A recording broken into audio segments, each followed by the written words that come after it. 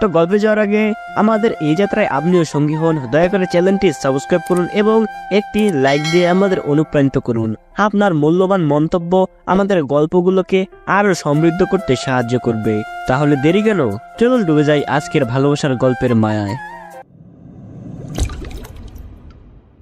এই গল্পের সিজন 4 এর 2টি পর্ব অলরেডি আপলোড হয়ে গেছে।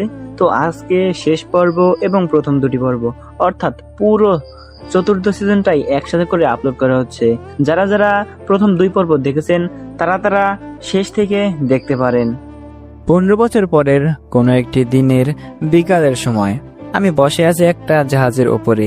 জীবনে পুরনো কিছু সময় মনে করলে এখনো নিজের কাছে অবাক লাগে। সাধারণ একটা জীবন ছিল আমার, কিন্তু হঠাৎ করেই সব আস্তে আস্তে বদলে গেল। আমি সাধারণ মানুষ থেকে হয়ে গেলাম একজন রাজা, এমন একটা রাজা যার সম্পর্কে পৃথিবীর মানুষগুলো জানে না। পুরনো কিছু সময় আমার এখনো জ্বালিয়ে যায়। শুধু সব কাজকর্ম ছেড়ে আজকে একটু শান্ত হতে এসেছি। পুরো পরিবার সহ এসেছি ঘুরতে। সবাই অনেক করে বলেছিল যে একটা বড় অ্যাডভেঞ্চারে গেলে আমাদের ভালো হতো, তাই আজ আমরা চলে আসছি সাধারণ সব মানুষদের সাথেই আটলান্টিক মহাসাগর ভ্রমণ করতে। সবাই অনেক উত্তেজিত এই ট্রিপের জন্য।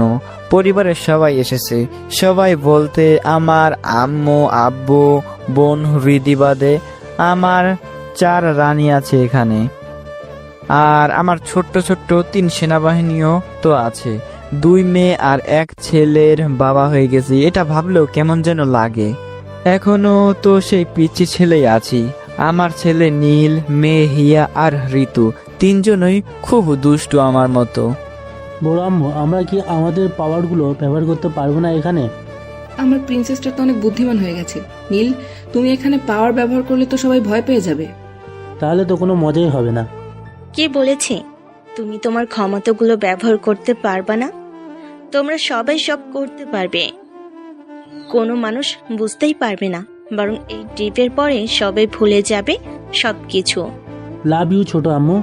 বাবা দেখছো, ছোট আম্মু বড় আম্মুর থেকে কত ভালো। তোমার সব আম্মুই ভালো। আমাদের জাহাজটা আটলান্টিক মহাসাগরে একটা সুন্দর জায়গাতে দাঁড়িয়েছিল। সবাই এখানের সৌন্দর্য উপভোগ করছে, অনেক ঠান্ডা পানিতে গোসলও করছে। নীল অনুর কথা শুনে পানিতে ঝাঁপ দিল। ছেলেটা আমার মতোই হয়েছে, সব সময় ছেলে মানুষই করে। এমনিতেও বয়স তো ওর বেশি হয় নাই, এই বয়সে তো এসব করবেই। পানিতে ঝাঁপ দিয়েই কয়েকটা ডলফিনের সাথে খেলা শুরু করে দিল নীল। ওর সাথে হিয়াও চলে গেল, কিন্তু ঋতু দাঁড়িয়ে আছে। কি হয়েছে আমার ছোট্ট প্রিন্সেসটার? তুমি যাবে না তোমার ভাই বোনের সাথে? বাবা, তুমি জানো আমার পানি দেখলে অনেক ভয় হয়। ভয়? ঠিক আছে, যদি আমি যাই তোমার সাথে তাহলে? আমার কথা শুনে ঋতু আমার কাঁধে উঠে আসলো, আর আমি আমার মেয়েকে নিয়ে সোজা জাহাজ থেকে নামতে লাগলাম। পানি জাহাজের উপরে চড়ে আসলো, যেটার উপরে আমি দাঁড়ালাম, এবং তারপর সেটাকে আদেশ করলাম আমাদের সামনের দিকে নিয়ে যাওয়ার জন্য। মজা করছিলাম অনেক। এমন সময় সেখানে টেলিপোর্ট হয়ে চলে আসলো আমার ডাইভার্স সদস্যরা।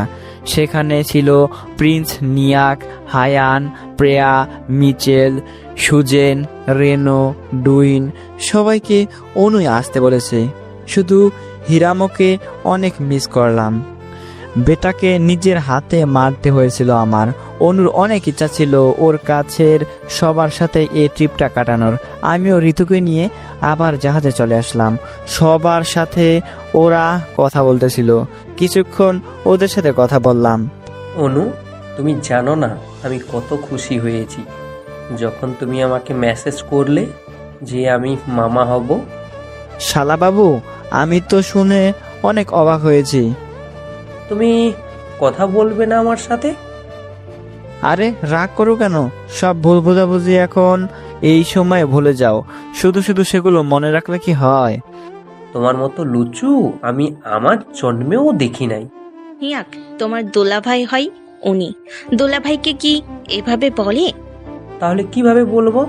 আচ্ছা, তোমার জন্য বিষয়টা আমি বাদ দিলাম, কিন্তু এরপরে যদি উনি এমন কোনো ভুল করে তাহলে কিন্তু শাস্তি দিব সেটার জন্য।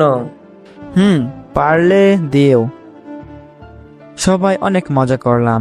নিয়াক তো আমার উপরে রেগে আছে, কারণ ওর বোনকে আমি পটিয়ে বিয়ে করে ফেলেছি। আবার আরেকটা আকামও করেছিলাম, সেটা ডাইভার্স। সিজন 2 পড়লে বুঝতে পারবেন। মানে ডাইভার্স গল্প তো এখনো আসে নাই, অবশ্য আসবে, যখন আসবে তখন আপনাদেরকে আমি জানিয়ে দেব। তো যাই হোক, বাদ দেই। তাই তো দেখা করতে এসেছে আমাদের সাথে। রাতে বসেছিলাম সবাই একসাথে, সবাই গল্প করছিলাম। গল্প ছিল সবার পুরাতন সময়ের কাহিনী নিয়ে, সবারটাই শুনতেছিলাম। এমন সময় আমার পালা আসলো। তো মহারাজ হৃদয় টিটান, আপনি তো সবসময় বলেছেন আপনার কাহিনী অনেক আকর্ষণীয়, তো দেখি শুরু করেন এবার। তাহলে শুরু করা যাক। আমি ওদেরকে বলা শুরু করলাম। এই দুনিয়ার রাজা গল্পের সিজন 1, 2, 3 কাহিনী সবাই বলে ফেললাম। তো এবার সিজন 4-এ কি হলো? সিজন 4-এ তো অনেক ইন্টারেস্টিং কাহিনী হলো। আমি আমার কোলে বসে থাকা আমার 2 মেয়ে ঋতু আর হিয়ার মাথায় হাত বোলাতে বোলাতে বলতে শুরু করতে যাব, ঠিক তখনই আমাদের জাহাজটা কাঁপতে শুরু করলো। হঠাৎ করেই কোথা থেকে একটা কালো ছায়া উড়ে আসলো এবং সেটা আমার ছেলে নীলকে ধরে উধাও হয়ে গেল। কোথায় গেল সেটা কেউ জানে না। নীলকে নিয়ে যাওয়ার সাথে সাথেই সব ঠিক হয়ে গেল। আবার এতক্ষণ জাহাজটা কাঁপতেছিল। হৃদিতা সাথে সাথে ওর হাতে থাকা ফোনে দেখে বলতে শুরু করলো, জিনিসটা নীলকে নিয়ে চলে গেল। আমি নীলের জিপিএস ট্র্যাক করতে পারছি না। কে ছিল ওইটা, আর নীলকে নিয়ে যাবে কেন? হৃদয়, তুমি কিছু করো, আমার নীলকে নিয়ে আসো। নীলের কিছুই হবে না। তুমি এভাবে কিভাবে বলছো যে নীলের কিছুই হবে না? হৃদয়, তোমার মাথা ঠিক আছে? জিনিসটা যার হোক না কেন, সে তোমার ছেলে প্রিন্স নীলকে নিয়ে উধাও হয়ে গেল, আর জিপিএস তো কাজ করছে না। আমি দেখছি ব্যাপারটা। হায়ান, তুমি ট্র্যাক করার চেষ্টা করো তো। হৃদয়ের মাথা আসলেই গেছে, ওর কোনো চিন্তা হচ্ছে না। তোমাদের চিন্তা করার দরকার নেই, তোমরা হৃদয়ের কথা শোনো। তুমিও হৃদয়ের মতো কথা বলছো? নীলের জন্য কি তোমার চিন্তা হচ্ছে না? তোমরা একটু চুপ করো তো। আমি জানি নীলের কিছুই হবে না, কারণ নীল এখন আছে ওর দাদা আর দাদুর কাছে। তোমাদের কাছে অনেক বড় একটা সত্য লুকিয়ে রেখেছিলাম আমি এতদিন। কি সেইটা? আর কিভাবে নীল চলে গেল? ওইটা হৃদয় আর মিয়ারার কন্যা সন্তান আরোহী, প্রিন্সেস আরোহী, দ্য প্রিন্সেস অফ ডার্কনেস। কি মিয়ারার সেই শয়তানটা, যে কিনা এই পৃথিবী পুরো ধ্বংস করে দেওয়ার পথে আসছিল? হ্যাঁ, সেই মিয়ারা। কিন্তু হৃদয়, তুমি তো মিয়ারাকে মেরে ফেলেছিলে, কিন্তু তার মেয়ের ব্যাপারে তো কখনো কিছু বলনি আমাদের। কিছু কিছু জিনিস আছে যেটা গোপনেই রাখতে হয়। এখন যখন জিনিসটা আর গোপনে রইল না, সেজন্য বলছি, শুনো তাহলে প্রথম থেকেই। সময়টা ছিল লুসিনকে হারানোর পরের সময়। এলিয়েনদের আঘাতে পৃথিবীর সবার মনেই আঘাত লেগেছে, কিন্তু মানুষের মনে এই সাহস এসেছে তাদের বাঁচানোর জন্য কেউ তো আছে। অনেকেই দেখছে আমাকে লড়তে লুচিনের সাথে, কিন্তু সেটা অনেক দূর থেকেই। মানুষের বিশ্বাস চলে আসছে তাদের বাঁচানোর জন্য সুপার হিরো আছে, তাই কিছুটা হলেও তারা সাহস পেয়ে গেছে। অনেকদিন পর আমি দানব রাজ্যে আসলাম। এই সময়ে এটা বেশি দিন হয় নাই, 2 মাসের কিছুদিন বেশি হবে হয়তো। আমি দানব রাজ্য থেকে বের হয়েছিল, কিন্তু আসলে তো আমার 1.5 বছরের চেয়ে বেশি সময় কাটিয়ে দিয়েছি এই দানব রাজ্য ছেড়ে। নিজের বাবা মাকে অনেক দিন দেখা হয় না, তাই আমি রৈনুকদের সাথে যোগাযোগ করার চেষ্টা করলাম আর তাকে এটাও বলে দিলাম যে এখন পোর্টাল খুলতে।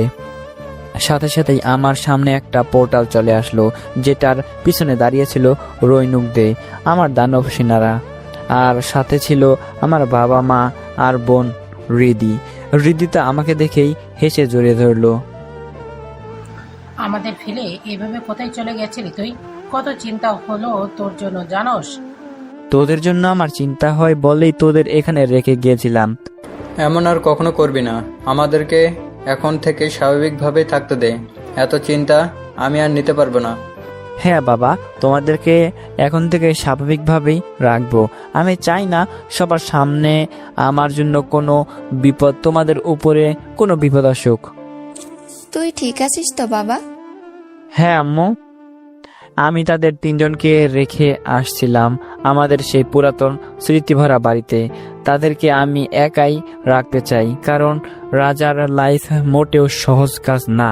আমার উপরে দায়িত্ব পড়েছে বলে আমি এটা করতে পারছি, কিন্তু তারা তো সাধারণ মানুষ। আমি তাদেরকে জিন পরিদের মধ্যে রেখে কোনো ভুল করতে চাই না। এতদিন পর গুলো আস্তে আস্তে শুরু করলো। 6 মাস পার হয়ে গেল এদিকে ওদিকে জিনিসগুলো ঠিক করাতে। জলপরি আবার নতুন করে করা শুরু হলো।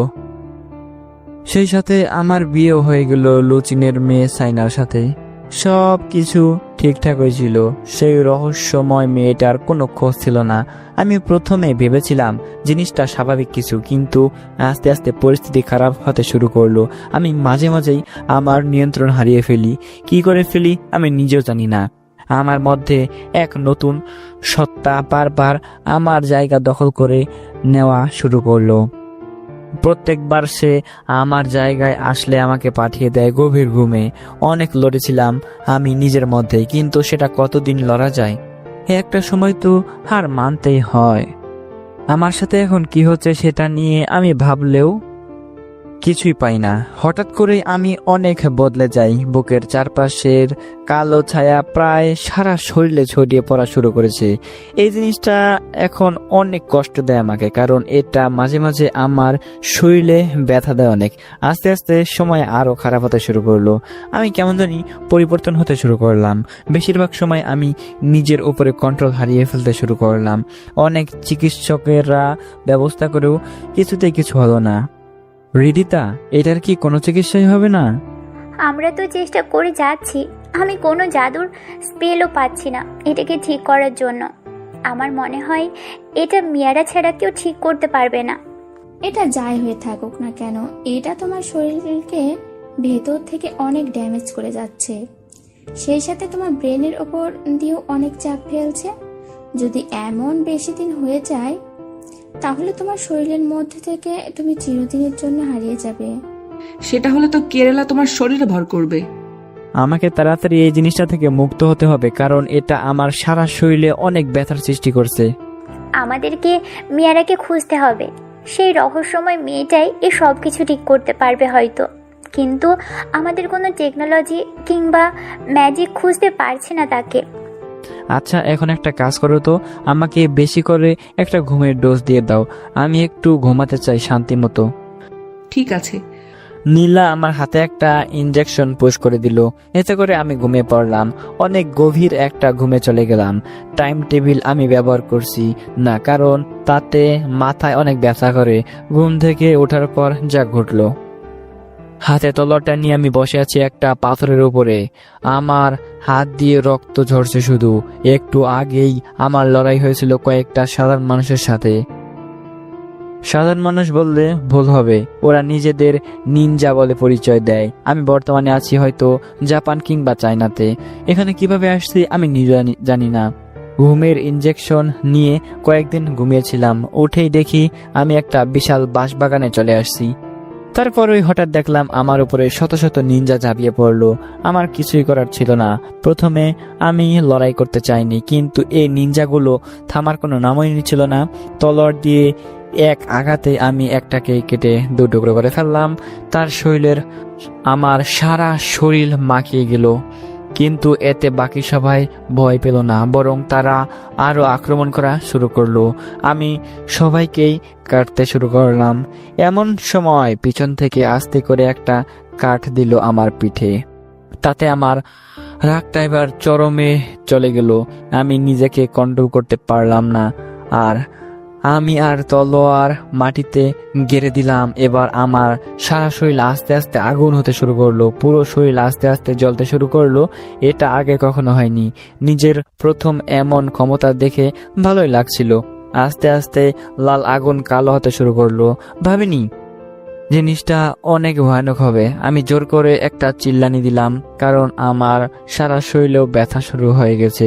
আমি কিছু বুঝে ওঠার আগেই সেখানে চরম একটা ব্লাস্ট হয়ে গেল। আমার শরীর থেকে বড়সড় একটা এনার্জি ব্লাস্ট হয়েছে। এতে করে আমি যে বাঁশবাগানে ছিলাম এতক্ষণ সেটার পুরোটাই ধ্বংস হয়ে গেল। আশেপাশে যত নিনজা ছিল সব মারা গেল। আস্তে আস্তে আমার শরীর ঠান্ডা হতে শুরু করলো। আমি বসে পড়লাম একটা পাথরের উপর। বসে বসে ভাবতে লাগলাম কিভাবে আসলাম আমি এখানে। পুরনো কথাগুলো ভাবতে লাগলাম, কিন্তু কোনো কাজই হলো না। আমার মাথায় কিছুই ঢুকছে না। আমি আমার শরীরের উপরে কন্ট্রোল হারিয়ে ফেলেছি। কেন বারবার? এখানেও তো আমি নিজে আসিনি, কেউ বারবার আমার শরীর আমার থেকে নিয়ে যাচ্ছে। এভাবে চলতে থাকলে তো দিন দিন আমার অবস্থা অনেক খারাপ হয়ে যাবে। আমি কি করব নিজেও বুঝতে পারতেছি না।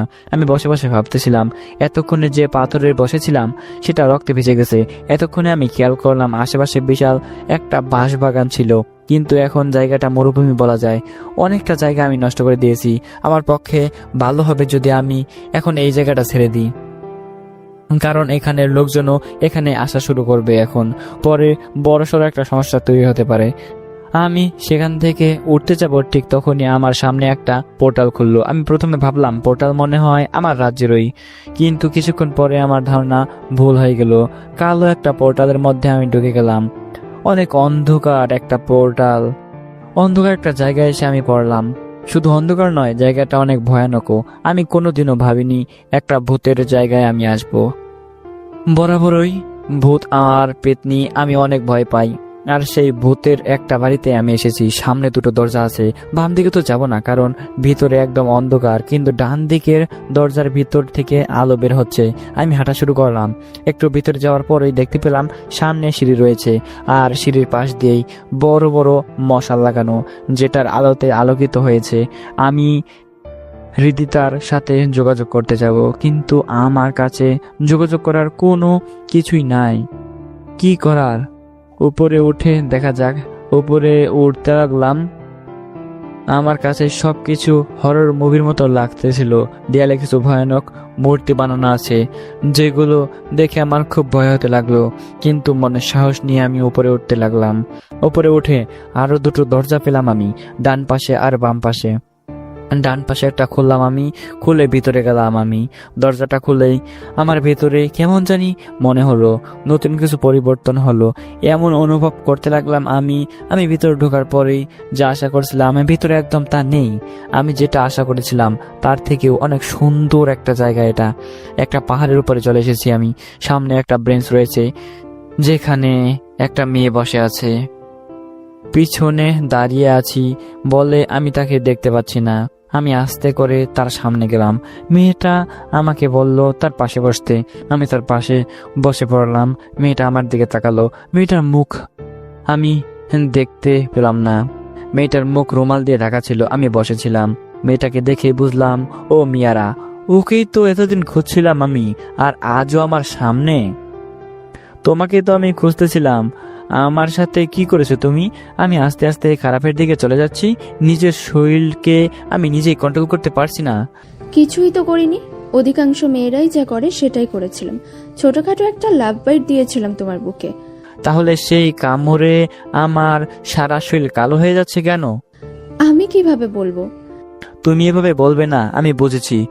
কিছু তো তোমাকে করতেই হবে। আমি আমার হাত দিয়ে মেয়েরার হাত ধরার চেষ্টা করলাম, কিন্তু পারলাম না। ওর হাতে হাত দেওয়ার সময়ই ও আস্তে আস্তে কালো ছায়ায় পরিণত হয়ে গেল এবং সেখান থেকে দূরে গিয়ে দৃশ্যমান হলো। এবার আমি আমার তলোয়ার হাতে নিলাম, সাথে সাথেই সেই তলোয়ার আমার হাত থেকে উধাও হয়ে গেল। আমি যতই হাত শক্ত করে তলোয়ার আনার চেষ্টা করছি, কিন্তু তারপরও সেটা আমার হাতে আসছে না। কোনো উপায় না দেখে আমি একটা এনার্জি বল বানালাম, কিন্তু সেটা হাতের মধ্যেই শেষ হয়ে গেল। মেয়েরা একটু জোরে জোরে হাসতে লাগলো। মেয়েরার চোখের দিকে আমি তাকালাম। অনেক পরিচিত চোখটা আমার, কিন্তু চোখটা কার সেইটা আমি বের করতে পারছি না। একদম জিনিসটা আমার কাছে সব এলোমেলো লাগছিল। আমি আমার ক্ষমতাগুলো ব্যবহার করতে পারতেছিলাম না। পাশেই পানি ছিল, কিন্তু আমি সেই পানিকে উঠাতে পারতেছিলাম না। একদম সাধারণ ছেলে হয়ে গেলাম আমি। আমার হাতেও কালো ছায়া ছিল। এখন দেখতে পেলাম আমার সারা শরীরে এই কালো ছায়াটা চলে গেছে এবং সেটা আমার পুরো ক্ষমতাগুলোকে শেষ করে দিয়েছে। এবার মিয়ারা তার মুখের রুমালটা সরালো। আমি ওর মুখ দেখেই অবাক হলাম। মিয়ারা দেখতে একদম জারার মতো। তুমি তো দেখতে একদম জারার মতো। আমি জারার মতো দেখতে না, আমি জারাই। কি? হ্যাঁ, কিন্তু অনেক প্রশ্ন আছে তোমার মনের মধ্যে, একটারও উত্তর আমি দিতে পারবো না। তবে তুমি আমার ইচ্ছাকে পূরণ করেছো, তাই আমি তোমার সবচেয়ে বড় ইচ্ছাকে পূরণ করতে তোমাকে এখানে এনেছি। আবার বড় ইচ্ছা? হ্যাঁ, তুমি তো সবসময় একটা স্বাভাবিক জীবন কাটাতে চেয়েছিলে, এটাই তোমার সবচেয়ে বড় ইচ্ছা। জানি সেটা এখন পূরণ হওয়ার কোনো উপায় নেই, কিন্তু আমার কাছে আছে। আমি আমার টাইম আর রিয়েলিটির স্পেল দিয়ে সেটাকে পূরণ করতে পারবো। মানে? দেখা হবে খুব শীঘ্রই তোমার সাথে। মিয়ারা নয়, যারা হয়েই তোমার কাছে আসবো আবার। মিয়ারা ওর হাত দিয়ে আমার দিকে একটা পুশ করলো, সাথে সাথেই ঝড়ো বাতাস আমাকে উড়িয়ে নিয়ে ফেলে দিল পাহাড় হতে। আমি উপরে তাকিয়েছিলাম ওর মুখের দিকে, সাথে সাথেই আরেকটা জিনিস দেখতে পেলাম। আমি নিচে পড়তেছিলাম, কিন্তু মিয়ারার পাশেই আবার আমি দাঁড়িয়েছিলাম। মাথায় কিছুই ঢুকলো না আমার। আমি উঠতে চেষ্টা করলাম, কিন্তু পারলাম না। আমি চোখ বন্ধ করলাম, কারণ এটাই আমার শেষ দেখা মনে হয়। যেভাবেই হোক, মিয়ারা আমার একটা কপি বানিয়ে নিয়ে এসেছে, আর হয়তো তার কাছেই মিয়ারার কোনো স্পেলের জন্য আমার ক্ষমতাগুলো চলে গেছে, আর আমি এখন পাহাড় থেকে পড়ছি। কিছুক্ষণের মধ্যে আমি মারা যাব। আমি চোখ খুললাম, নিজেকে নিজের বিছানাতে পেলাম। সেই পরিচিত বিছানা। রুমের মধ্যে দুটো বিছানা রয়েছে, একটাতে আমি শুয়েছি, অন্যটাতে আমার বোন হৃদি ঘুমাচ্ছে। আমি ঘেমে উঠেছি। একটা আজব এবং ভয়ঙ্কর স্বপ্ন দেখেছি ঘুমে। সুপারম্যানের মতো উড়ছিলাম স্বপ্নে আমি জলপরি, আকাশপরি এবং দানবরাজ্যের রাজা ছিলাম। এত আশ্চর্যজনক স্বপ্নের কথা আমি কোনোদিনও শুনি নাই। হয়তো আমি প্রথম ব্যক্তি, কিন্তু সবকিছু কেমন যেন সত্যি সত্যি মনে হচ্ছিল। আচ্ছা, এই স্বপ্ন নিয়ে ভাবলে তো হবে না। আজকে আমার প্রথম কলেজের দিন, কলেজে যেতে হবে উঠে। তবে একটা কাজ ঠিক করা যায়। আমি হাঁটতে হাঁটতে ব্যালকনিতে আসলাম। এখানেই আমার চারু কাজের সরঞ্জাম রয়েছে। স্ট্যান্ডে কনভাস লাগানো আছে। আমি ভোরের মনোরম পরিবেশে কিছু আঁকার চেষ্টা করলাম। এবারে চোখে দেখে কিছুটা আঁকার চেষ্টা করলাম না, বরং আমার স্বপ্নের দেখে কিছু জিনিস আঁকার চেষ্টা করলাম। মনে জোর দিয়ে অনেক চেষ্টার পর একটা ছবি আমি শেষ করলাম। এবার আমি সেটাকে সেখানে রেখে চলে আসলাম ফ্রেশ হতে। ফ্রেশ হয়ে আসার পরই দেখলাম রীতি উঠে গেছে। কিরে, আজকে তাড়াতাড়ি উঠে গেছিস তুই? আমি প্রতিদিন তাড়াতাড়ি উঠি, তুই তো নাক ডেকে ঘুমাস। তোর নাক ডাকে আমি কি বেশি ঘুম হয় আমার? কি বললি তুই? তুই খাটাসের মতো নাক ডাকস, আমি না? কি বললি? যা, আজকে একা কলেজে যাবি। আমি রেডি হয়ে চলে যাচ্ছি। আমি আরে না, আমার লক্ষ্মী ভাই তুই, তুই কি নাক ডাকতে পারোস? আরেকবার বল। আমার লক্ষ্মী ভাই, তুই একটু ওয়েট কর, আমি এক্ষুনি ফ্রেশ হয়ে রেডি হয়ে আসছি। তাড়াতাড়ি কর। আমি নিচে আসলাম। নিচে বাবা আর আম্মু খাবার টেবিলে বসে আছে, আমাদের জন্যই দুজনে অপেক্ষা করছে। তো আজকে তো তোদের প্রথম কলেজ, ভয় করছে নাকি? আরে কি যে বলো বাবা। ক্লাস বাদ দিয়ে আবার দুজনে আর্ট করতে চলে যেও না। এবার কলেজের প্রিন্সিপাল কিন্তু তোমার বাবার বন্ধু। তোমার বাবা কিন্তু বলে দিয়েছে ভালো করেই প্রত্যেকটা ক্লাস করবা দুজনে। ঠিক আছে। বসেছিলাম আমি।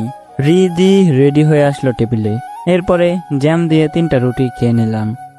নে, আর কত খাবি? মোটা হয়ে যাবি তো। কি, মাত্র দুটোই খেলাম। আর খেতে হবে না, পরে মোটা হইলে কেউ বিয়ে করবে না।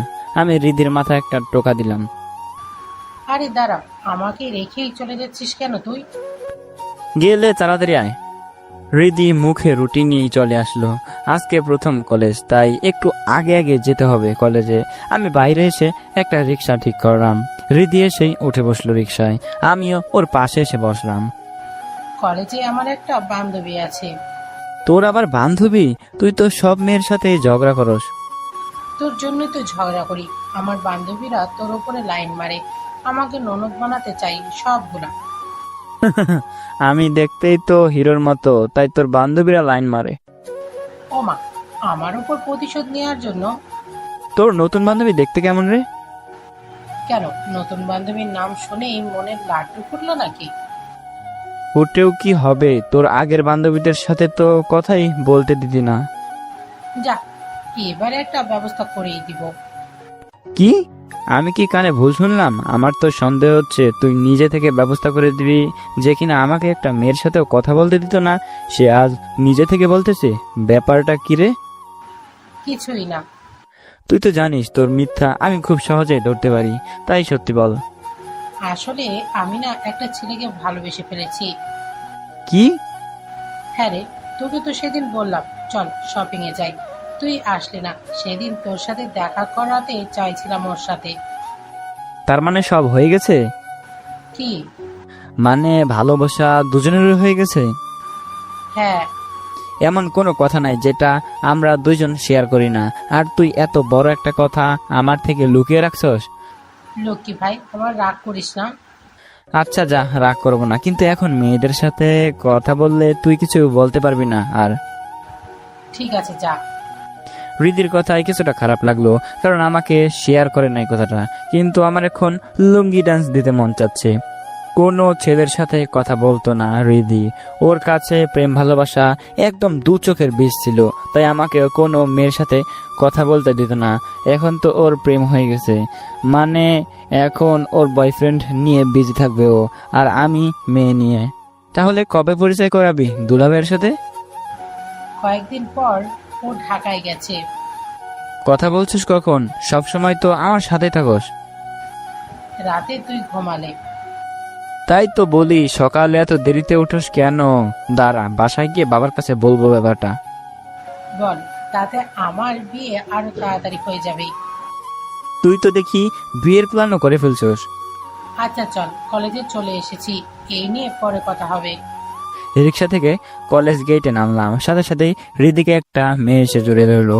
মেয়েটাকে আগে কখনোই দেখিনি, কিন্তু তারপরও কেন জানি মেয়েটাকে আমার চেনা চেনা লাগছিল, অনেক চেনা চেনা লাগছিল মেয়েটাকে। মেয়েটা আমার দিকে তাকিয়ে মুচকি হেসে দিল। হৃদয় পরিচয় করিয়ে দিই, ও আমার বান্ধবী যারা, আর যারা ও আমার একমাত্র আদরের যমজ ভাই হৃদয়। হাই। আমাদের কি আগে কখনো দেখা হয়েছে? না, আমার তো মনে হয় না। তোমাকে আমার অনেক চেনা চেনা লাগছে। দূর, কি ভাবছিস তুই? আমি ওকে সামনে থেকে আজকে দেখলাম, তুই ওকে দেখবি কবে?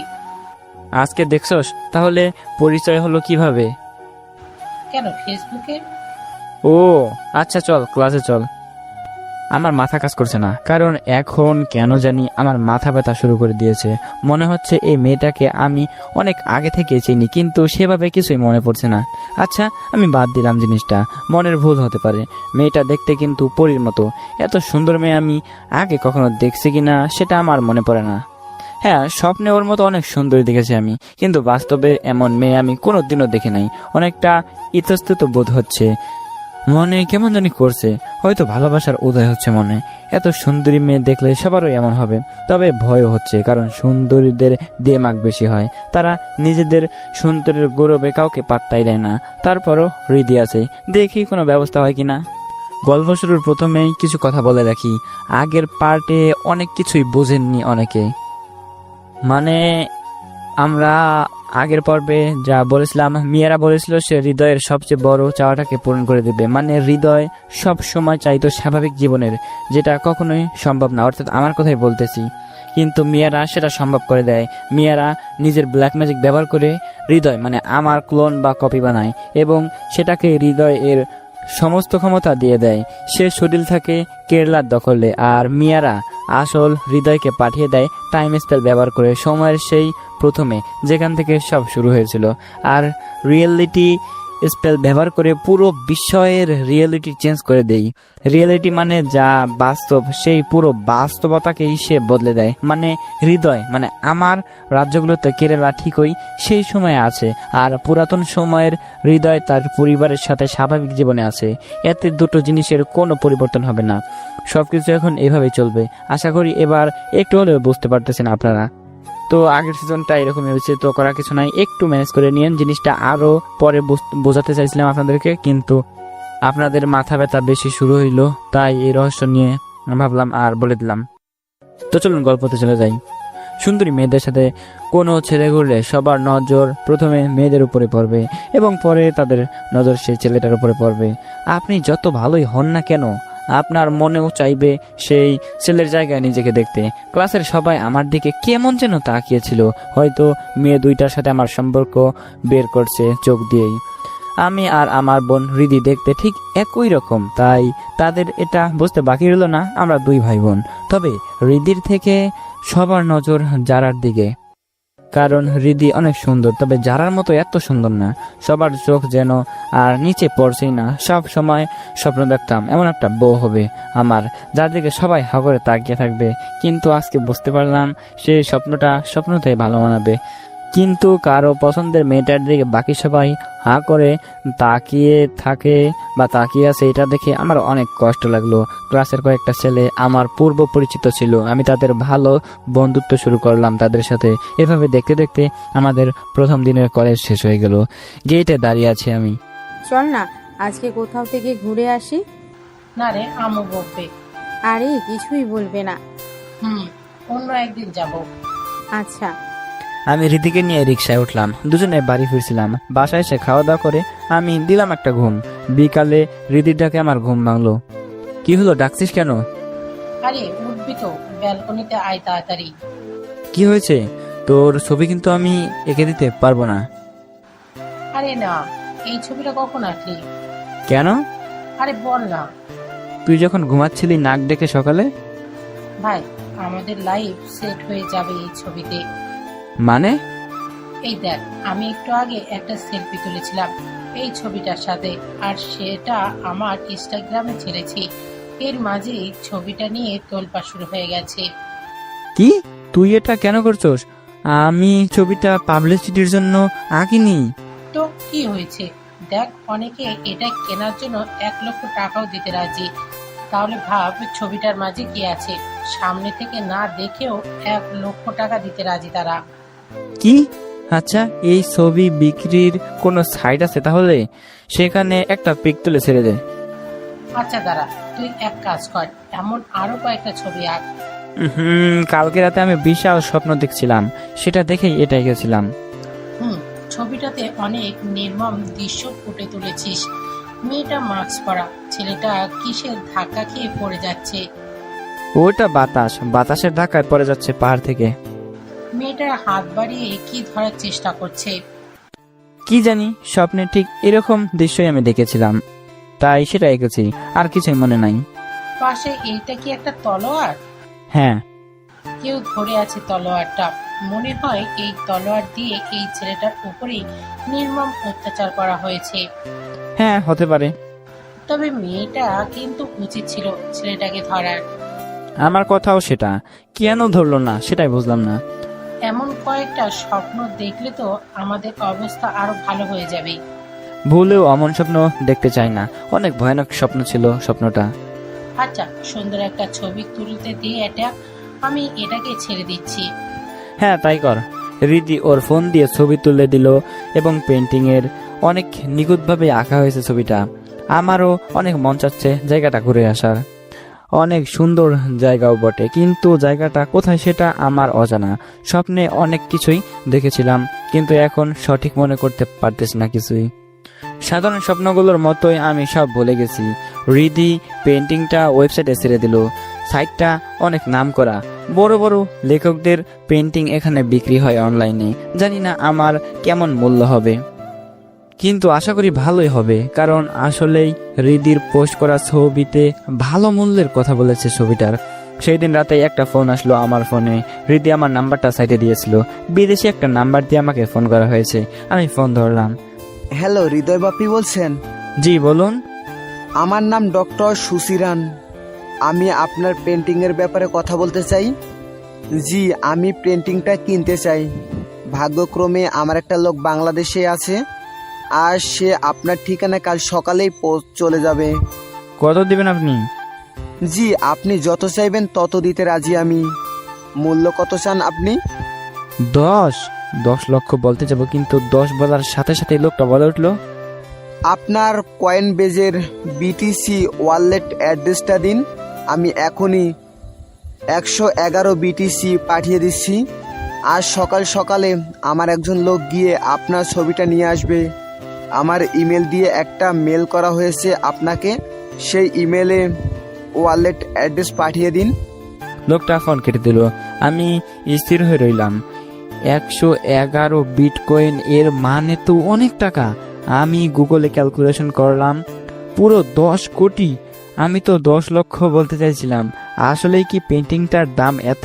তাহলে তো আমার এতদিনের আঁকা ছবিগুলোরও অনেক দামি হবে।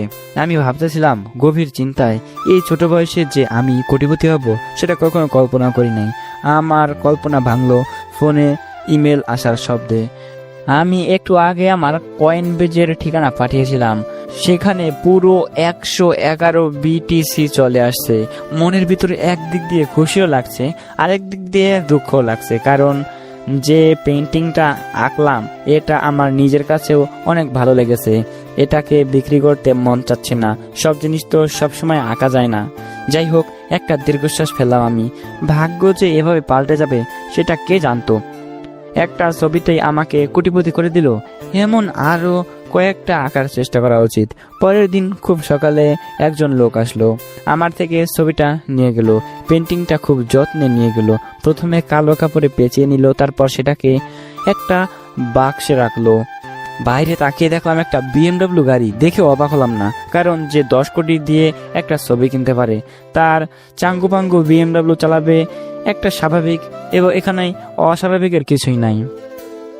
গাড়িতে একটা বুড়ো লোকও বসা ছিল, গ্লাস নিচু করে অনেকক্ষণ তাকিয়েছিল আমার দিকে। লোকটা ওভাবে তাকানোর মানে আমি বুঝলাম না। ছবিতে তাদের বিদায় করে ভিতরে ঢুকলাম। ওরা কারা ছিল? আম্মু, হৃদয় কালকে একটা পেন্টিং বানিয়েছিল আর সেটা ওই লোকগুলো কিনে নিয়েছে। কত টাকা বিক্রি করলে? তোমরা শুনলে পুরো অবাক হবে। কেন? অনেক টাকা দিয়েছে। হৃদয় আমাকেও বলছে না ঠিক মতো। পুরো 10 কোটি। কি সত্যি বলছিস নাকি ফাজলামি করছিস? সত্যি। আমি 10 লক্ষ বলতে চাইছিলাম, 10 বলবো এমন সময় সে নিজে থেকে 10 কোটি দিতে চাইলো। ছবিতে তো তেমন কিছু দেখলাম না। হয়তো তারা কিছু দেখেছে। হতে পারে। আচ্ছা শোন, তোদের আজকে কলেজে যেতে হবে না। আজ তোদের আফজাল আঙ্কেলের মেয়ের জন্মদিন। তো সেখানে যেতে হবে আমাদের? পরে যাব। প্রথমে একটা গাড়ি এবং একটা বাইক কিনবো আমরা। চলো। গাড়ি টাড়ি কিনতে হবে কেন? এমনিতেই তো ভালো আছি। আমি বলছি তাই। বাবা, তুমি চলো তো আমার সাথে। এখনই? হ্যাঁ। নাস্তা শেষ করে আমরা চলে আসলাম টয়োটার শোরুমে।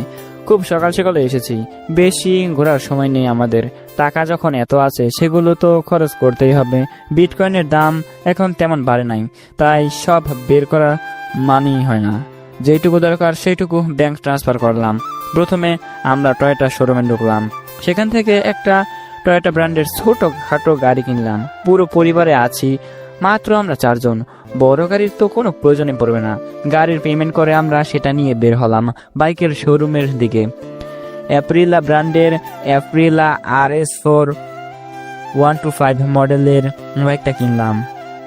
অবশ্য মডেল থেকে বাইকটা কেনা হয় নাই, আমি তো দাম দেখে কিনলাম। এটার থেকে তো বেশি দামের বাইক এই বাংলাদেশে তো বিক্রি করবে না।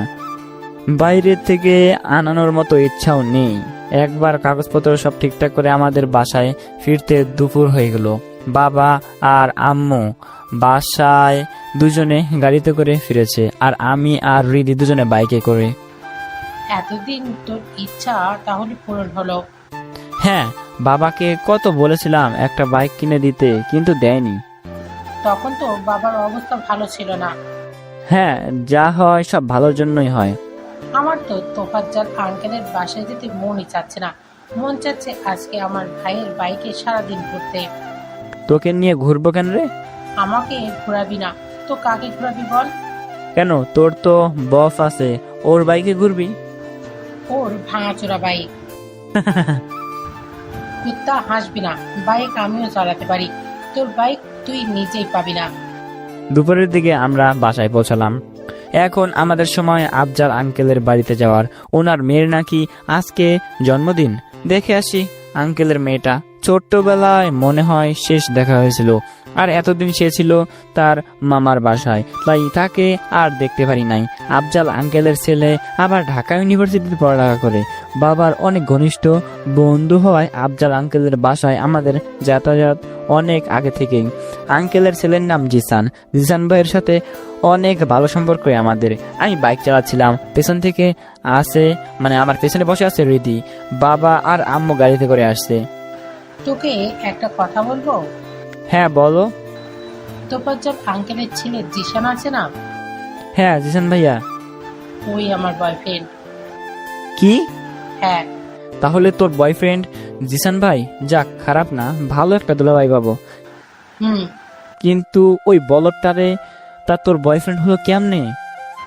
জানি না, কয়েকদিন কথা বলার পর এমনি ভালো লেগে গেল। এমনি কারো ভালো লাগে না? আমার লাগে। আচ্ছা বাদ দে, হাদারাম দুলাভাই কি আসছে? আসবে না কেন? ওর বোনের জন্মদিন, আর আমি তো যাচ্ছি তাই। হুম। জানিস ওর বোনটাকে? কে? যারা। কি কলেজের যারা? হ্যাঁ। তুই আগে বলবি না যারা আফজাল আঙ্কেলের মেয়ে? বললে কি করতে? কিছু না, সেভাবে কথা বলতাম ওর সাথে। থাক থাক, বুঝি বুঝি। তুমিও যে প্রেমের সাগরে ডুবে গেছো সেটা দেখেই বোঝা যাচ্ছে। বাই দ্য ওয়ে, একটা গিফট দিতে পারোস, অনেক খুশি হবে তাতে। সত্যি? হ্যাঁ। হৃদিকে নিয়ে শপিং মলে চলে আসলাম। একটা গিফট স্টোরে ঢুকলাম। হাজার খুঁজেও পছন্দ মতো কোনো গিফট খুঁজে পাচ্ছি না। অবশেষে বাধ্য হয়ে একটা ব্রেসলেট কিনলাম। অবশ্য হৃদির পছন্দ অনুযায়ী কিনলাম। সেটা ভালো করে র্যাপিং করে কটা সুন্দর ব্যাগে ভরে নিলাম। তুই কিছু কিনবি? না, আমি একটা ঘড়ি আগে থেকেই কিনে রেখেছি। আমাকে না বলেই? হুম। আমরা পৌঁছে গেলাম আফজাল আঙ্কেলের বাসায়। বাসাটা অনেক সুন্দর করে ঝলমল করছে। একটু টাকাওয়ালা এবং প্রভাবশালী লোক আফজাল আঙ্কেল, কিন্তু বাবার অনেক ভালো বন্ধু। সেই ছোট্ট থেকে তাদের বন্ধুত্ব বাইরে এখন জিসান ভাইকে দাঁড়িয়ে থাকতে দেখে আমি অবাক হলাম না, কারণ উনি হৃদির জন্য দাঁড়িয়ে আছে। তার পাশে আবার যারাও দাঁড়িয়ে আছে। আমি বাইক নিয়ে সোজা গিয়ে তাদের সামনে নামলাম। মেয়ের সামনে একটু ভাবতে নিতেই হবে। আমি দাঁড়ানোর সাথে সাথে হৃদি নেমে গেল। এত দেরি হলো কেন আসতে? আমার ভাইটা যেভাবে বাইক চালায় তাতে যা ভয় লাগে, তাই ওকে বলেছি আস্তে আস্তে চালাতে। তোর ভয় লাগে? হ্যাঁ, পেছনে বসলে ভয় লাগে স্পিডে, কিন্তু বাইক আমি চালালে তো কোনো কথাই নাই। তখনই বাবা আর আঙ্কেল চলে আসলো আমাদের কাছে। বাবা আর আম্মু অনেক আগে চলে আসছে, আমাদের গিফট কিনতে দেরি হয়ে গেছে। তোমরা এখানে কি করছো? চলো সবার সাথে পরিচয় করিয়ে দিই তোমাদের। হ্যাঁ, এখানে সবাই আমাদের আত্মীয় প্লাস বন্ধু বান্ধবরা আছে। সবার সাথে তোমাদের পরিচয় করিয়ে দেই। আমি আশেপাশে তাকালাম, দেখে এবার অবাক হলাম, কারণ আশেপাশে আমার আত্মীয় স্বজনে ভরা। নানি, দাদা দাদি, মামা মামি, কাকা কাকি, ভাই বোন সবাই আছে এখানে। দেখে কোনো বিয়ে মনে হচ্ছে। যাই হোক, আফজাল আঙ্কেল আবার প্রভাবশালী লোক, তিনি সবাইকে দাওয়াত করতে পারেন। আবার আমাদের পরিবারের সাথে তার সম্পর্ক ভালো। আমি আমার হাতে থাকা ব্যাগটা যারার হাতে দিলাম। এইটা কি? তোমার বার্থডেতে গিফট। ও, তোমাকে অসংখ্য ধন্যবাদ। আশেপাশে কেউ ছিল না, আমি পুরো হতবাক হয়ে দাঁড়িয়ে রইলাম। যারা আমাকে চুমু দিল। এ তো মেঘ না চাইতেই বৃষ্টি। কি হ্যালো, হ্যাং হয়ে গেল যে? কিছু না, এমনি। আমি গালে হাত দিয়ে বললাম, কেউ গিফট দিলে তাকে রিটার্ন গিফট দিতে হয়, সেটাই দিলাম তোমাকে। আরো কিছু বলতে যাবো, তখনই আমার বাবা আমাকে ডেকে নিয়ে গেলেন। সবার সাথে পরিচয় করে দিতে লাগলেন আমাকে আর হৃদিকে। আমাদের আত্মীয়দের মাঝে অনেকে আছেন যাদের আমি চিনি না, তাদের সাথে পরিচিত হলাম। দুপুরে খাওয়া দাওয়ার ব্যবস্থা হলো। আমরা খাওয়া দাওয়া শেষ করলাম। বিকালের দিকে যারা জন্মদিনের কেক কাটা হলো, সেটার সেলিব্রেশন শেষ। হঠাৎ বাবা বলে উঠল, আফজাল, কাজী সাহেব কি আসছেন? হ্যাঁ, চলে আসছেন। কাজী, বিয়ের কাজকর্ম শুরু করে দিন তাহলে। বাবা বিয়ের কার্যক্রমের কথা বলল কাজী সাহেবকে। আমি কিছুই বুঝলাম না ব্যাপারটা। হৃদি আর যারা কেউ দেখতে পাচ্ছি না। জিসান ভাই সেই কখন থেকে আমাদের সাথে আছেন। জিসান ভাই, কাজী সাহেব আসছে, ব্যাপার কি? তোমার বিয়ে নাকি? আগে তো বললেন না। আরে মিয়া, তুমি তো কিছুই জানো না দেখছি। আচ্ছা, জানো না যখন, তাহলে ওয়েট করো, একটু পরেই বুঝতে পারবে। হৃদির সাথে আজ তোমার বিয়ে হবে, এই কথাটা আমাকে আগে বলো না। কেউই বললো না। সব বিষয়ে এভাবে সারপ্রাইজ কি আমার ভালো লাগে? সারপ্রাইজ তো তুমি দিয়ে দিলা। একটা পেন্টিং নাকি 10 কোটিতে বিক্রি করেছো। ওয়াও। হৃদি এটাও বলে দিয়েছে? হ্যাঁ। হৃদির বাচ্চাকে কাছে পেনি, আমার থেকে সবকিছু লুকানো ওর খবর করে দিব। তোমাদের ভাই বোনের ঝগড়া কখনো শেষ হবে না। কাজী সাহেব তার সূরা পড়া শুরু করলেন এবং কাগজপত্র লিখতে লাগলেন। আমি ওদিকে নজর দিচ্ছিলাম না। বাবার ধমকে চেয়ারে বসেছিলাম, মোবাইলটার দিকে তাকালাম। অনেক পুরাতন হয়ে গেছে। অনলাইন থেকে দুটো ফোন অর্ডার করলাম, দুটোই OnePlus 7 Pro, একটা রিদির জন্য আর একটা আমার জন্য। তো অনলাইনে আরো কিছু জিনিস খুঁজতেছিলাম, ঠিক তখনই একটা জিনিসের উপরে আমার নজর গেল। একটা রকেট দেখে আমার খুব ভালো লাগলো। রকেটটা দেখতে অনেক আজব, দামটাও বেশি না। এমন আজব রকেট হয়তো কেউ কিনবে না, কিন্তু কেন জানি আমার খুব ভালো লাগছে দেখতে রকেটটা। কেমন জানি একটা টান অনুভব করতে পারছি আমি ওটা দেখে। সেটাকেও কিনে ফেললাম আমি। 2 দিনের মধ্যে বাসায় এসে দিয়ে যাবে তারা। এমন সময় বাবার কথায় আমার হুঁশ ফিরল মোবাইল থেকে বাস্তবে। কি হলো, কোথায় হারিয়ে গেছোস? ডাকছি শোনোস না কেন? কি হয়েছে? কবুল বল। কবুল? আমি কিছু না বুঝে কবুল বলে দিলাম। আরো 2 বার বল। কবুল কবুল। আচ্ছা, আমাকে দিয়ে কবুল বলাচ্ছ কেন? আমি কিছু না বুঝে জিজ্ঞাসা করলাম। একটু আগেই তো বললাম তোর বিয়ে আজকে। কি? হ্যাঁ। আলহামদুলিল্লাহ, ছেলে কবুল বলে দিয়েছে। এবার মেয়েকে কবুল বলিয়ে নিয়ে আসুন, মেয়ের পক্ষের কেউ। জি, মেয়েও কবুল বলেছে। একজন ভিতরে গিয়ে আবার এসে বলল এই কথাটা। আলহামদুলিল্লাহ, সবাই মোনাজাত ধরেন। আমি যখন অনলাইনে রকেটটা দেখছিলাম তখন বাবা একটা কাগজ আমার সিগনেচার নিয়েছিল।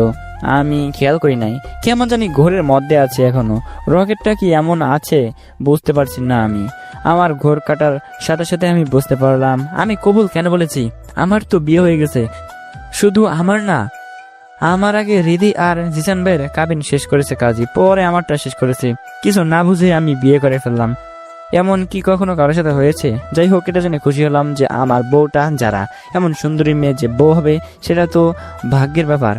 আমি যারাকে অনেক খোঁজার চেষ্টা করলাম, কিন্তু মেয়েটাকে পেলাম না কোথাও। সাদে গিয়ে দেখি রিদি আর জিসান ভাই দুজনে গল্প করছে। হাজার খুঁজেও আমি যারাকে পেলাম না। রাতের সময় আমরা আমাদের বাসায় চলে আসলাম। তেমন কোনো কিছুই হলো না যা ভেবেছিলাম। আপাতত আমাদের ইন্টার শেষ না হওয়া পর্যন্ত রিদি এখানেই থাকবে আর যারা ওর বাসায় থাকবে। বিয়ে হয়ে যাওয়ার পর এই জিনিসটা অনেক বেদনার হয়। বউ থাকার পরও যদি সে পাশে না থাকে, শ্বশুরবাড়িতে থাকে, তাহলে হুদায় বিয়ে করে লাভ কি? এর থেকে ইন্টারের পরে বিয়ে দিত এক হিসাবে ভালোই হলো, কারণ আমার বিয়ের পরে প্রেম করার ইচ্ছাটা পূরণ হবে। 2 দিন পরে ঘটনা।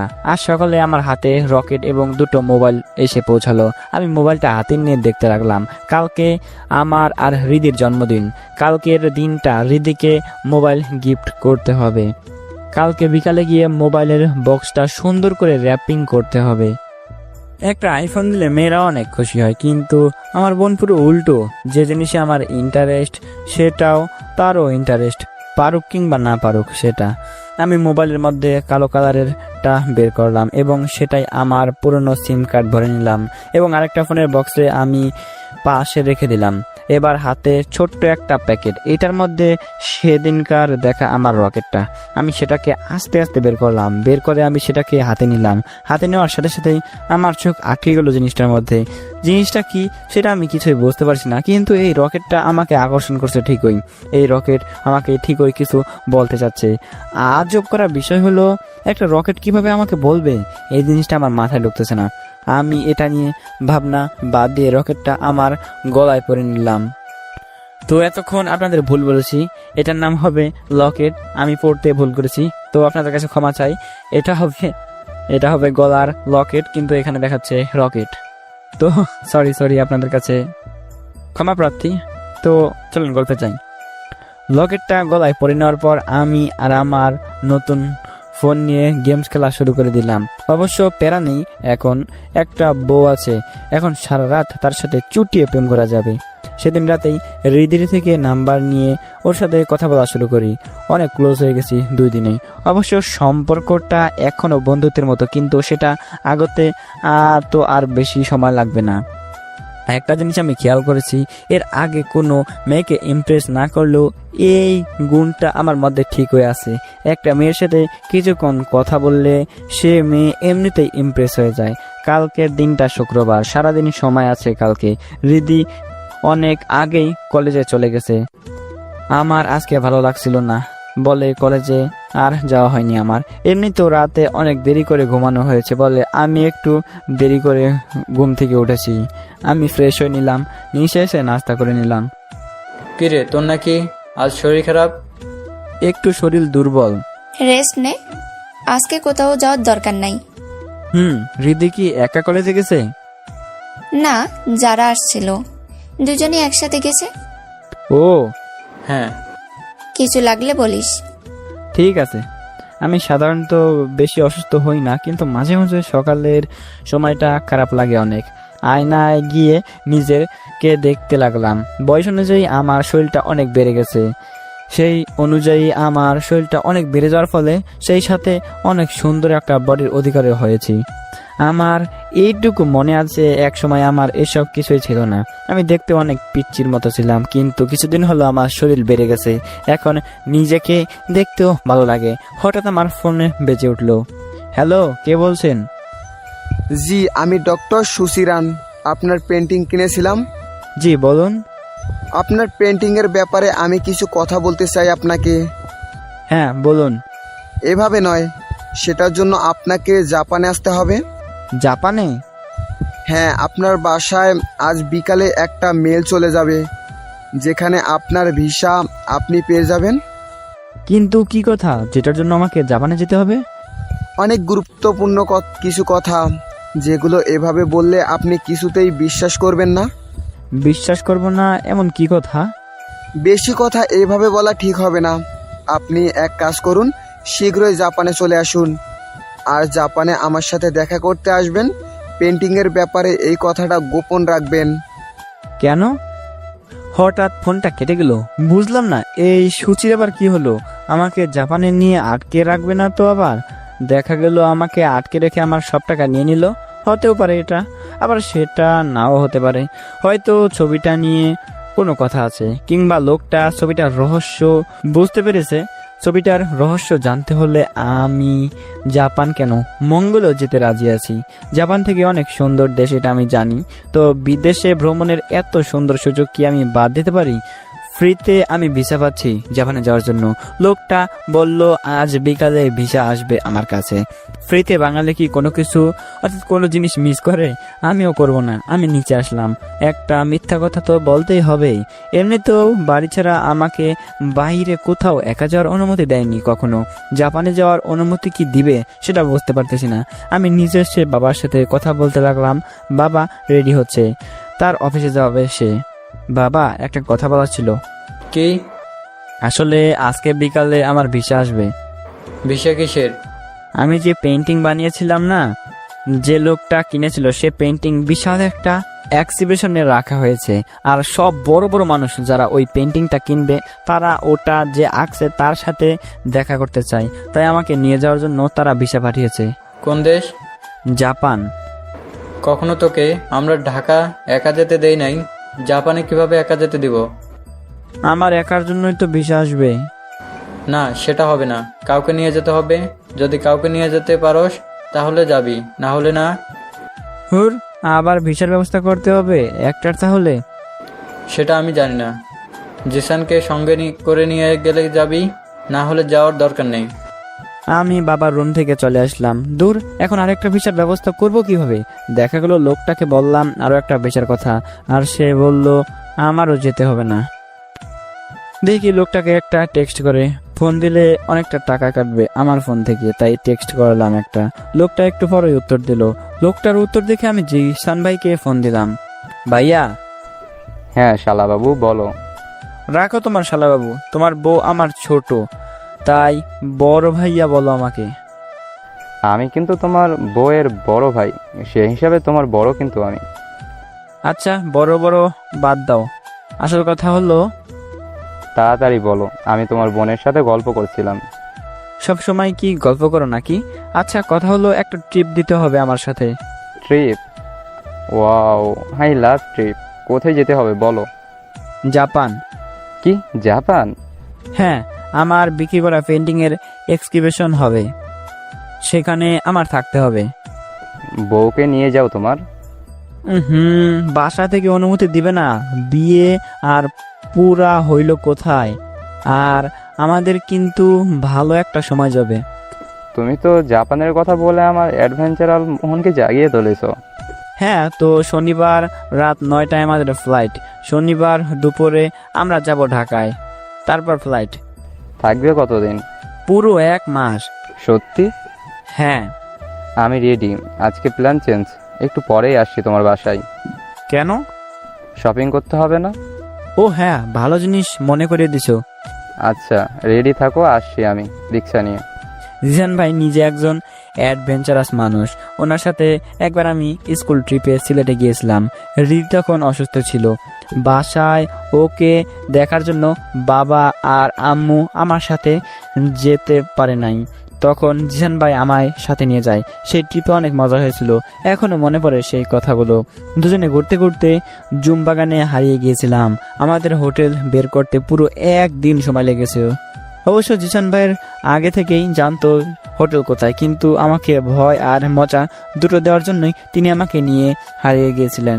ভাইয়ার সাথে সেই ট্রিপে অনেক মজা হয়েছিল। ভাবতেছি এবার এমনি কোনো মজা করব ভাইয়ার সাথে। আমি তো আর আগের মতো পিচ্ছি ছেলে নই, এখন কিছুটা হলে বড় হয়েছি। জিসান ভাইয়া বলল সে নাকি আমার বোনের সাথে গল্প করছে, তাহলে তো যারাকে একটা মেসেজ দেওয়ার দরকার। যারাকে মেসেজ দিলাম। হাই। এতক্ষণে মনে পড়লো আমাকে? পড়লো মনে একটু। একটু কেন? বেশি মনে পড়লে তো কষ্ট হয়। থাক, আর পাম দিতে হবে না। কলেজে আসলে না কেন? তোমার রূপের আগুনে আমার মন পড়ে গেছে, তাই সেই পোড়া মনটাকে আমি ঠান্ডা করতেছি। বাবা, মন আবার পুড়েও যায়? পড়ে তো জানো না। তোমার মেসেজগুলো পড়ে তোমার বোন শুধু হাসছে। কি? ও পড়ছে কেন আমার মেসেজ? তুমি সরে বসো ওর থেকে। সরে বসলে তুমি এরকম মেসেজই লিখবা জানি। আচ্ছা, কি করো? এই তো বসে আছি কমন রুমে। ও আচ্ছা, আজকে শপিং এ যাবে আমার সাথে? হঠাৎ শপিং এ কেন? মন চাইলো। কেন, তোমাকে নিয়ে কি একটু শপিং ও যেতে পারবো না? পারবে, তবে আজকে পারবো না। ও আচ্ছা, আমি কয়েকটা কাজার ইমোজি দিয়ে বললাম। ও যেতে পারবো। ভাইয়া আর রিদিও নাকি শপিং এ যাবে, একসাথে যাওয়া যাবে। ও আচ্ছা, কলেজে থাকো, আমি পিক করে নিব তোমায়। বাইক নিয়ে আসবে? হ্যাঁ। আচ্ছা। একটু পরে জিসান ভাই চলে আসলো। কিরে, এখনো রেডি হস নাই? আরে হচ্ছি, কতক্ষণ লাগবে আর রেডি হতে? পাসপোর্ট বানিয়ে তো কাজই দিয়েছিল, না হলে এত বড় সুযোগ মিস হয়ে যেত। হ্যাঁ, রেডি হয়ে নিলাম আমি। এরপরে আমার বাইকটার পেছনে বসালাম, ভাইয়া চালাচ্ছে। দুজনে কলেজে চলে আসলাম। ভিতর থেকে রিদি আর যারা বের হলো। এমনি সময় দারোয়ান আসতে দিত না, কিন্তু আজকে বুঝলাম না, শুধু দারোয়ান না, সেখানে স্যাররাও বসেছিল, কিন্তু তাদের সামনে দিয়ে ওরা দুজনে চলে আসলো। আমি বাইক থেকে নামলাম। ভাইয়া তো রিদিকে আসতে দেখে নিজের চুল ঠিক করতে শুরু করলো। এখন তো স্টাইল করে লাভ আছে, আমি তো এমনিতেও ভালো আছি। না চাইতেও আমার হাত চুলে চলে গেল। এলোমেলো চুলগুলো ঠিক করে নিলাম। এবার ভাইয়া বলতে শুরু করলো, তাহলে তোমরা দুজন বাইক নিয়ে আসো আস্তে আস্তে, এখনো তো অনেক দেরি আছে, মাত্র মাঝে 11টা। তোমরা কোথায় থেকে ঘুরে আসো 1 ঘন্টা, তারপর 12টার সময় বেলপিটনে তো দেখা করো। ঠিক আছে।